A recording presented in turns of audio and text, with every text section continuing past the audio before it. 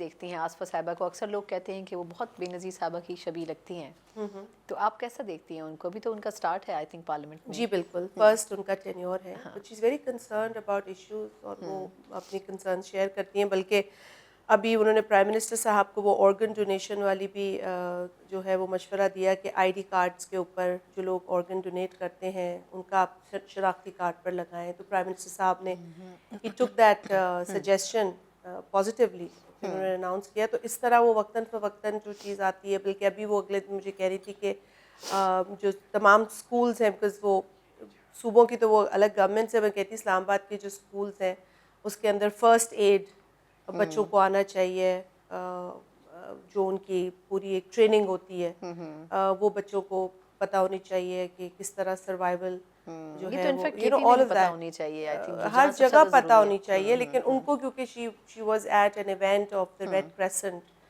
تو انہوں نے وہاں پر دیکھا کہ کس طرح وہ ٹرین کرتے ہیں وہ فرسٹ ایڈ اینڈ آل. تو انہوں نے کہا کہ یہ ٹریننگ بچوں کو ہر اسکول میں ہونی چاہیے. تو بلکہ وہ کہنے کہ میں چاہتی ہوں کہ ہر اسکول میں ہو جائے. میں نے کہا کہ then you can talk about it, assembly میں ہم بات کر سکتے ہیں، پرائم منسٹر صاحب سے کہہ سکتے ہیں. جیسے آپ نے پہلے آرگن ڈونیشن کے لیے ان کو یہ مشورہ دیا تھا، تو یہ بھی کہہ سکتے ہیں کہ یہ بہت اچھی بات، because she brings those ideas and وہ ہر اپنا پرسپیکٹیو جو چیز وہ پک کرتی ہیں. تو اٹس امیزنگ. مطلب وہ ایک پازیٹیو سوچ کے ساتھ وہ دیکھ رہی ہوتی ہیں.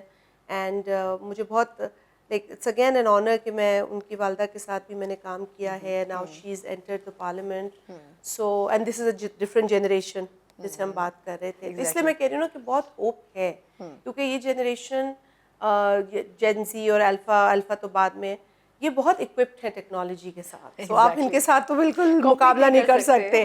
یہ تو پتہ نہیں کہاں پہنچے ہوں گے آئندہ 5-10 سال میں.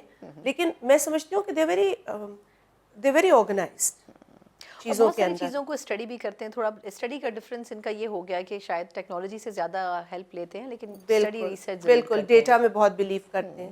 That's very good thing, statistics are very. ہم بھی بہت اچھے ہیں، ہم بہت اچھی جنریشن ہے، اور ہم یہی کہتے ہیں کہ وی آر دا بیسٹ. ہم اپنے بڑوں سے بھی ہم نے سنی ہوں گی باتیں، ہم اپنے بچوں سے بھی سنتے ہیں. سنا ہمارے مسائل ایک ہی ہیں. اپنے گھر میں بھی یہی مسئلہ ہے نا. اپنے ابا ابا سے بھی ڈانٹ کھاتے رہے اور بچوں کی بحث برداشت کرتے، بیچ میں سینڈوچ بن گئے. یہ ہمیں اپنی جنریشن پہ بھی فوکس کرنا پڑے گا، کچھ ان کی ریپوٹیشن کے لیے. اچھا لاسٹ، کیونکہ ہمارے پاس فیو منٹس ہوں گے، ایک تو یہ کہ پولیٹیکل کویسچن مطلب یہاں پر آ کے میرے پھنس گیا، تو میں نے کہا میں آپ چلے آپ بس آپ بتا ہی دیں کہ وہ کہاں کیا پولیٹیکل کویسچن جو تنگ کر رہا ہے آپ کو. اچھا 28ویں ترمیم، میں نے آپ سے کئی دفعہ جب آپ شوز میں بھی آئیں تب بھی آپ سے پوچھا. ایک تو یہ کہ یہ مجھے اندازہ ہے کہ شاید کوئی ڈرافٹ کی شکل میں تو یہ موجود نہیں ہے، لیکن یہ کیسے مطلب ایک ساتھ ہی اتنے سارے اس میں جو کلوزز آ رہے ہیں. کوئی کہہ رہا ہے کہ جی اس میں عمر کی حد بڑھائی جا رہی ہے، کوئی کہہ رہا ہے NFC کے اوپر کٹ لگانے جا رہے ہیں، بلدیاتی سسٹم، مطلب اتنی ساری چیزیں جس کے اوپر پیپلز پارٹی اتنی ووکل ہے کہ یہ اس سے نہیں ہونا چاہیے. کیسے آپ لوگ مطلب انڈرسٹینڈ کریں گے اس پورے امینڈمنٹ کو؟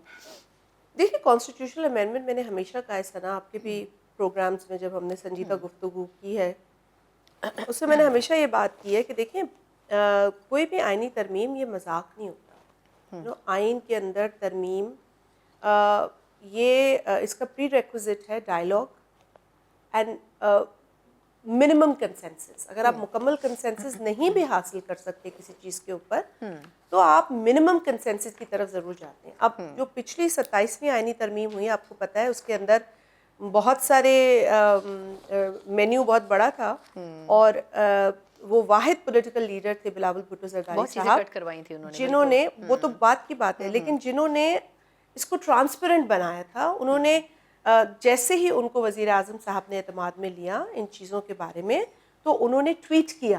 آپ کو یاد ہے انہوں نے ٹویٹ کر کے بتایا کہ جی یہ نکات ہے اور ان نکات پر ہم سے سپورٹ مانگی جا رہی ہے، تو ہم اس پر اپنی پارٹی کے انٹرنل جو ہمارا سینٹرل ایگزیکٹو کمیٹی کا اجلاس ہے وہ بلا کر مشاورت کریں گے.